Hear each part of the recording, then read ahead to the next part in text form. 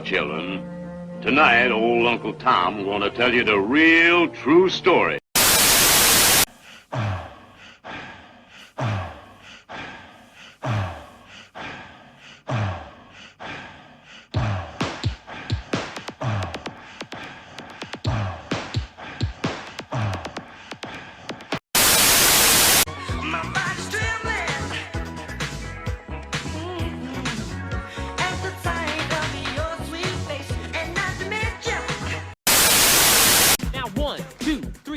Get up, everybody, get on the floor. Cause Turbo will rock the night. He's gonna rock your heart, gonna rock it right. He's gonna move y'all in, gonna move you out.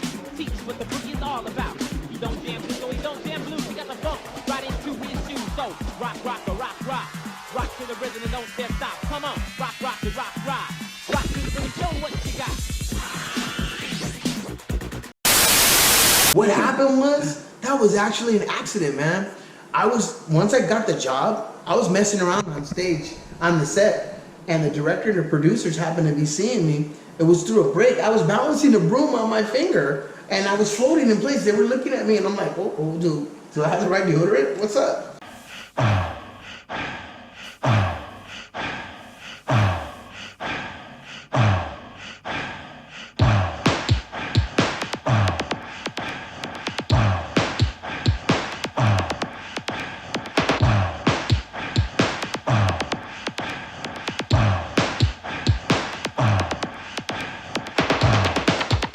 They're like, excuse me, they got a prop guy, and they drilled with a drill bit, they drilled a hole in the center of the broom. Then they got some fishing string and put on my finger, and they said, okay, play with this.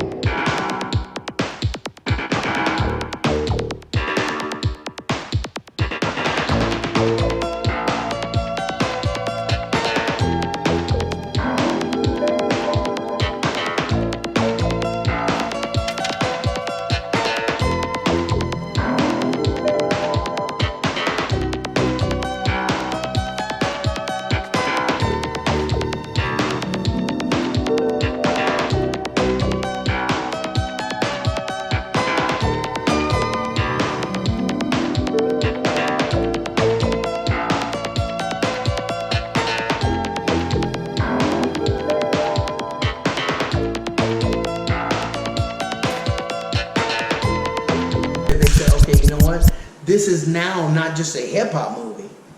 This movie, and hip-hop wasn't even the title back then.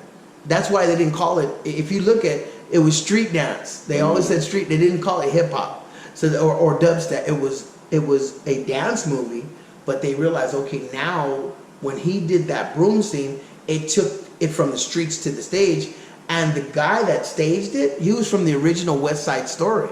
When you're a jet, all the way from your first cigarette to your last dying day.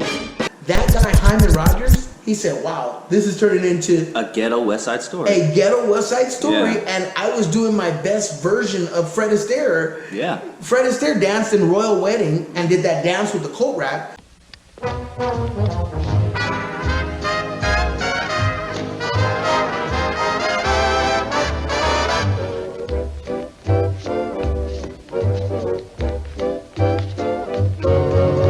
Now I'm doing my little shtick right there on Melrose and Heliotrope in Hollywood, and somehow or another, with the right editing and the right music, it turned out to be a very respected hip-hop theatrical piece. Now, this is what I'm tripping out. I just did my job back then, but I had no idea that I was actually being known as one of the first to do a hip-hop theatrical piece. That's kind of heavy.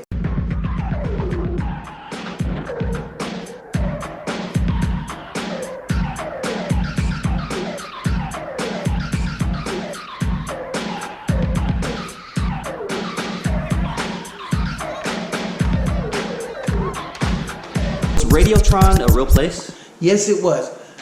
Radiotron was on 7th and Alvarado near Echo Park, you know.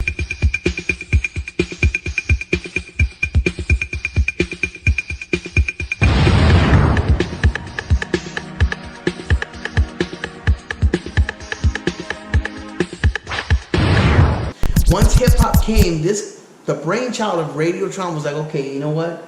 I don't care what barrio you're from. You know, you come from South Bay, you come from San Fernando, you come from San Diego, wherever. There's gonna be a place where you could come in. There won't be any alcohol, people set tripping or whatever.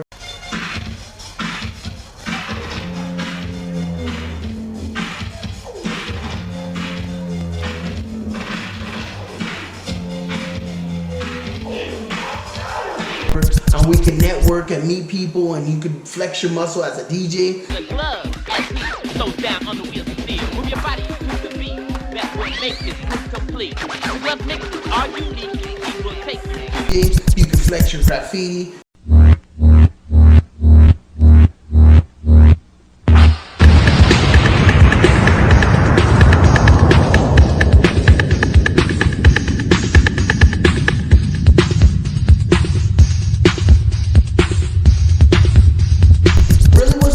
That people could safely go without getting jumped or jacked, right? Be like, hey, dog, you gotta get out of here because I just got busted on. You know, the thing is, it was a different time.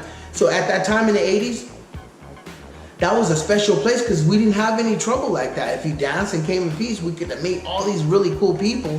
Matter of fact, what was really cool, I heard Madonna, when Madonna was starting her career, she came from wherever she was to the Radiotron and was there for a while to kind of get the feel of what the music was when she was dating Jelly Bean Benitez. So Ice-T, Egyptian Lover, a lot of the really serious hip hop West Coast people, when they came to Radiotron, they pretty much had a place to flex their muscle and network. By the time the movie happened, like once again, Canon Films did a research of what our subculture was. Where do these people dance? Where do they kind of like, where would Turbo and Ozone battle? That's what we would have battled at the Radiotron. People battled there, and a lot of stuff went under the radar because that was when On and Select TV was out, or you can get the cable channels with the rabbit ears. So that was like back in the day. So the thing is, a lot of people had those Super 8 cameras. A lot of stuff went under the radar. So for them to actually document Radiotron and put it on the screen, it really kind of gave us more West Coast credibility. Were there any issues with gangs while you guys were filming this? Like filming gang turns? And you know what? You know what? Because we have respect. They filmed it in East LA, and they realized that was the same streets where they filmed Boulevard Nights. Hey, there's the homegirl, Junie, man. Check it out. Hey, Junie, ¿qué huele, homegirl? BGV controller.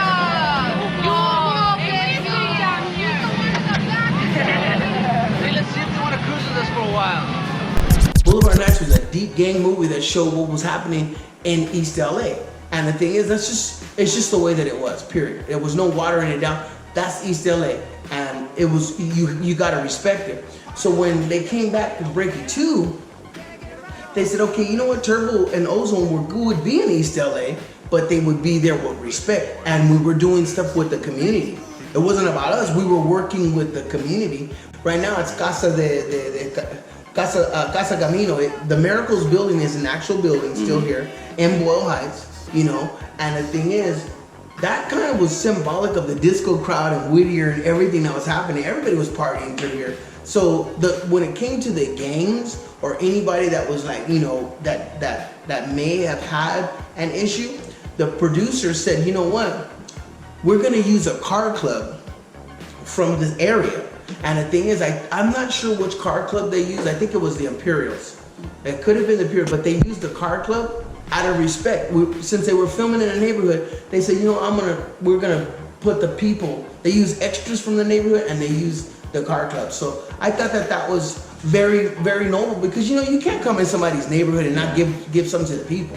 Yeah. So Breakin 2 was not only filmed in the calles or the streets of Boyle Heights and Whittier and those areas, but the thing is, they actually had real people. Those extras, a lot of people were from all these areas, you know, El Sereno, Lincoln Heights, El Monte. Everybody that heard about that movie came from all the surrounding neighborhoods, you know. So it wasn't really a gang thing. It was a respectful thing for the community. Nice. And that part felt so authentic. I do remember. Hey, because it was. Yeah, I remember. The only thing that was different when we were in pastels.